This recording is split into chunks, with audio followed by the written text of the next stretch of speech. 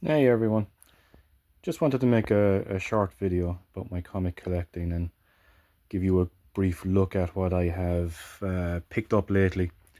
Um, as many collectors will know, collecting can be a bit of a lonely experience if you're kind of in it yourself. But if there's other collectors out there, and I've seen videos on YouTube of people who show off what they've got, I'm a big fan of half a dozen that I subscribe to.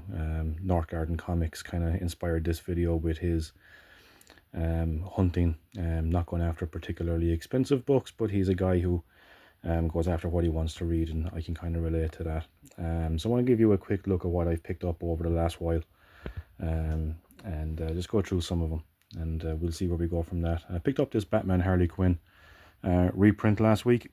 Very faithful reprint, classic Alex Ross cover. I don't believe I've ever read it before, but it was something I had wanted, and I don't mind that it's a facsimile, but something that I will read very, very soon.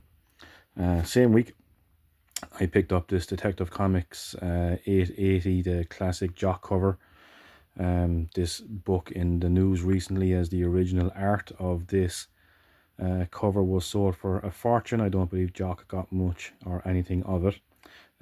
Give it a read. It's near the end of that particular run of Detective Volume 1. Give it a read, but it was the end of an arc, so probably worth rooting out the rest of it to kind of judge on what the story was. The third facsimile, and they're not all facsimiles, I promise, is Witchblade #1. Michael Turner, gone too soon. Great artist. Big fan of that, and I wasn't really collecting back in the day when this was coming out regularly. I'm big into the current series. Really looking forward to the Return of the Darkness later this year. But picked up this, and the art is fantastic inside in it, and I would like to pick up more issues of this early run. I picked up this is an eBay purchase recently. It's Amazing Spider-Man 664, and the reason I picked this up is that I'm a big Amazing Spider-Man collector. Long-term collecting ambition is to pick up every issue of Amazing Spider-Man. It's a long task. I have about 650 issues of the 980 odd issues that have been released to date. My earliest issue is number 27 of volume 1, and picking up these issues as I come across them. The only thing is, I actually had this already, but this is a condition upgrade. Here is Amazing Spider-Man 114, something I picked up a couple of weeks back.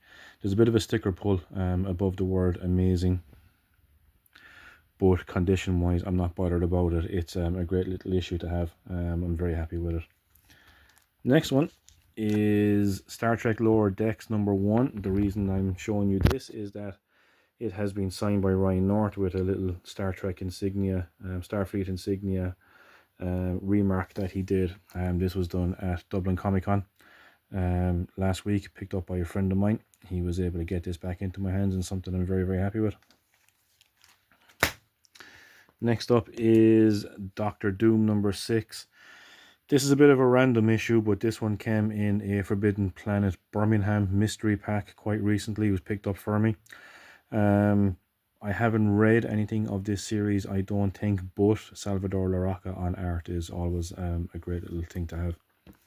I have this already. This came in the same mystery pack, Age of Spider-Verse #2.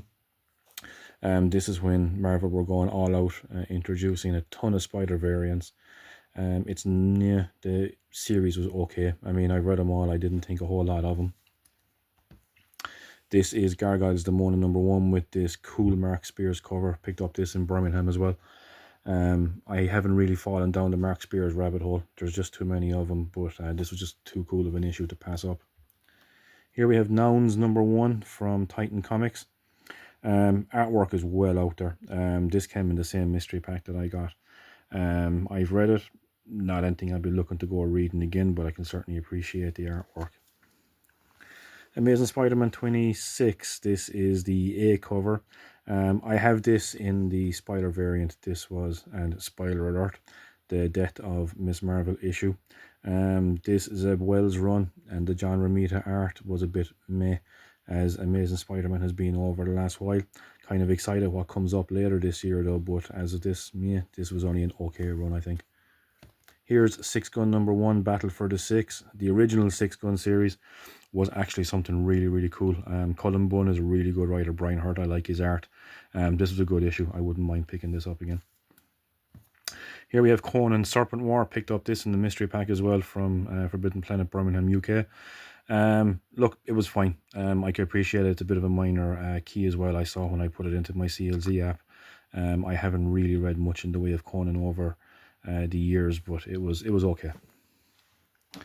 Next up, we have Huck. Huck #3 I picked up. Really like the first Huck. I have it, the first issue 1 in the Artist Oversized edition. And this one is just basically continuing on from where the first series left off. Huck is going around looking for more people like him. Really digging this series. It's quite cool. Another issue in my Amazing Spider-Man hunt. Picked up this in Limerick, Ireland. Issue 416. Picked it up in Lucky Lane in the centre of Limerick City. Had a bunch of Amazing Spider-Man issues around this time, in around the early 400s. This was Heroes Farewell. I believe this was around the time of the Heroes Reborn universe kicking off. Here's issue 417. Traveller and Scryer in this issue. I haven't read it yet. It was one that I was missing from my collection, as is 419. The bite of the black tarantula is always fatal. Always dug the art around this time. Story was, yeah, a little 90s, but this was when I first got into collecting, so I'm happy to put this back into the collection. Amazing Spider-Man 415. This is Onslaught. Onslaught was cool. I mean, I was only a teenager at this time when it was going on, and getting an Onslaught issue that I haven't read before was also really cool. But jumping from September 1996 up to September 2025, Miles Morales 35.